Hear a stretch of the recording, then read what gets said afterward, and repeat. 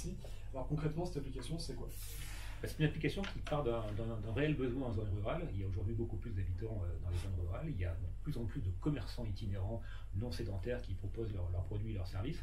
Et on vend toujours un petit peu comme dans les années 60, c'est-à-dire effectivement en espérant que le client sache à quelle heure vous passez, quel produit vous proposez et à quel endroit vous êtes implanté.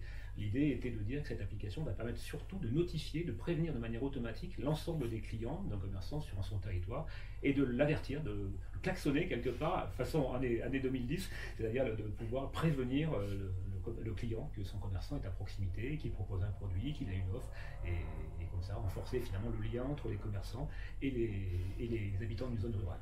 Donc concrètement, quand on est client, comment ça marche d'avoir l'application?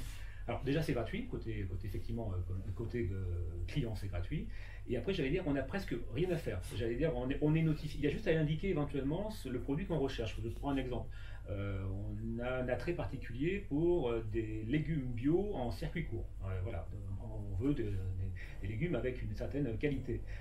Où trouver un commerçant qui propose ce type de produit, c'est pas évident, surtout si c'est un commerçant en plus sur un marché ou itinérant. On n'a rien d'autre à faire que d'attendre finalement que l'application un matin vous dise, ben voilà, aujourd'hui dans votre secteur, il y a un commerçant qui vient d'entrer, qui est en approche sur votre village, et qui propose ce produit. Il est à 15 minutes, il est à 10 minutes, il est à 5 minutes, il est arrivé. C'est tout simple que ça. Et quand on est du coup commerçant?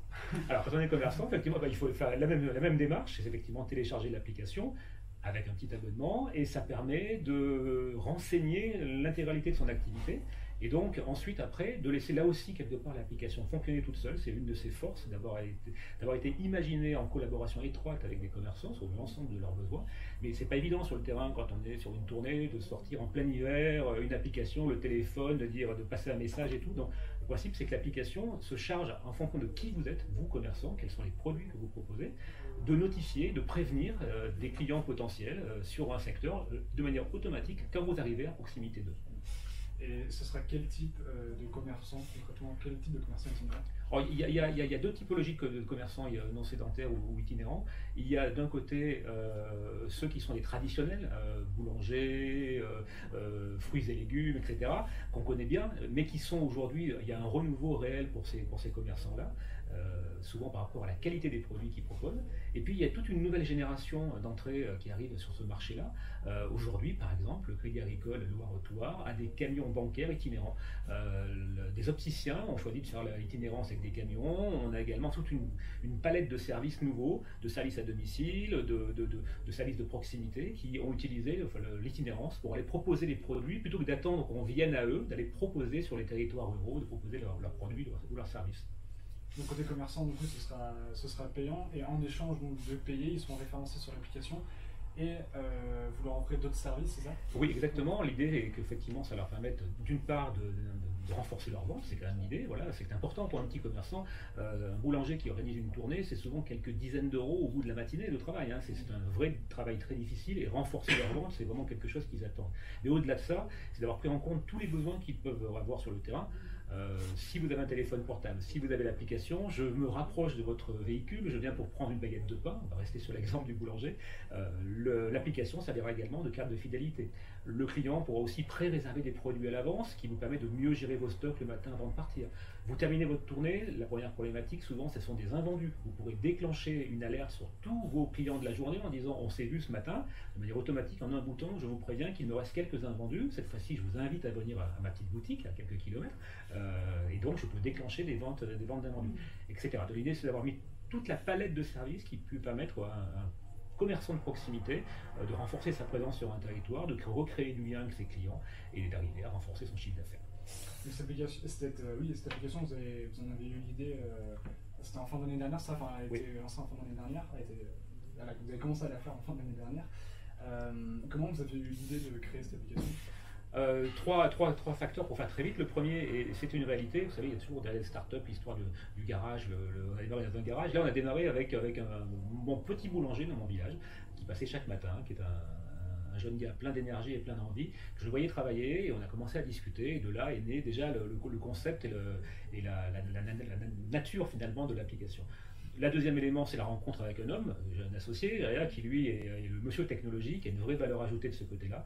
Et donc ça, c'était un vrai plus. Et le troisième élément, ce sont les DCF, les dirigeants commerciaux de France au Puy, qui ont organisé un concours l'année dernière, ça s'appelle DCF Startup, qui est un très très beau concours, très bien doté, qui est vraiment très encourageant et qu'on a eu la chance de remporter l'année dernière et qui nous a donné l'énergie et les quelques moyens nécessaires au démarrage.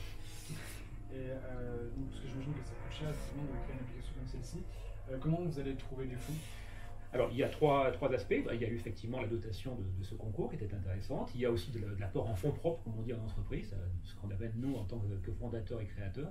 Et puis aujourd'hui, c'est l'objet de ce que nous lançons en ligne. C'est une levée de fonds, c'est-à-dire en crowdfunding. C'est-à-dire c'est une opération de crowdfunding qui a vocation à réunir la somme nécessaire aujourd'hui pour terminer le développement, qui est déjà très avancé, et de pouvoir avoir les quelques euros nécessaires au lancement de l'application à partir de l'automne, d'où l'opération de recherche de levée de fonds que nous faisons actuellement. Donc ce sera des entreprises? Des entreprises ou des particuliers, puisque en l'occurrence le principe du crowdfunding, même dans le cadre d'une levée de fonds, c'est que techniquement on peut démarrer à 1 euro, même si là effectivement on achète des parts d'entreprise, mais la plateforme qui gère cette opération explique tout et très, très clairement, mais ça peut être un particulier. Dans les deux cas, entreprise ou particulier, en plus, c'est la petite cerise sur le gâteau, il défiscalise par rapport à l'argent qu'il amène. Donc effectivement, d'une part il a des parts dans une start-up, on l'espère avec un avenir, et donc voilà, et d'autre part il peut défiscaliser et ça démarre effectivement à quelques euros. Donc, il peut y avoir aussi des commerçants itinérants qui peuvent prendre des parts. Ah, complètement, ça serait reboucler la boucle, effectivement, et d'avoir qu'ils soient présents directement dans le capital de la société, tout à fait. Ok, bon, parfait, je pense que j'ai. Je vérifie. Ouais, le modèle économique, on en a parlé. Du coup, le modèle économique, c'est vraiment les commerçants qui prennent. Qui payent pour être référencés, etc. Voilà, exactement. C'est des services, après ils payent plus pour avoir plus de services, etc. Ça, j'imagine. Alors le modèle économique est relativement simple, gratuit du côté client, bien sûr, effectivement, et sur abonnement côté commerçant, c'est un forfait, un abonnement mensuel. Il y aura dans l'avenir des options qui permettront d'être encore plus visibles, d'être encore plus efficaces, mais pour l'instant c'est un forfait qui permet d'avoir l'accès à l'intégralité des services. Et elle sera lancée quand, du coup, cette application? On a une date ou... Alors, on n'a pas une date encore précise parce qu'effectivement, c'est un long travail avec une équipe de développeurs qui aujourd'hui, sont vraiment le nez dans le guidon ou la tête sous l'eau, comme on veut, l'expression qu'on veut, mais vraiment, c'est compliqué et c'est en même temps passionnant. Mais normalement, à la fin de l'automne, c'est-à-dire entre octobre et fin novembre, l'application sera lancée sur le marché français. Ok. Et juste une dernière question, pourquoi être basé à Clermont-Ferrand? Parce que vous êtes auvergnat? Ah oui, mais complètement, et revendiqué auvergnat, oui, tout à fait. Voilà. On est à la fois basé au Puy, puisque c'est effectivement là où la société est domiciliée, sur lequel on a beaucoup travaillé, mais comme beaucoup de nos développeurs travaillent beaucoup en télétravail, eux par contre habitent dans le bassin clermontois. On a aussi un bureau à Clermont, parce qu'on est auvergnat et fiers de l'être, tout à fait.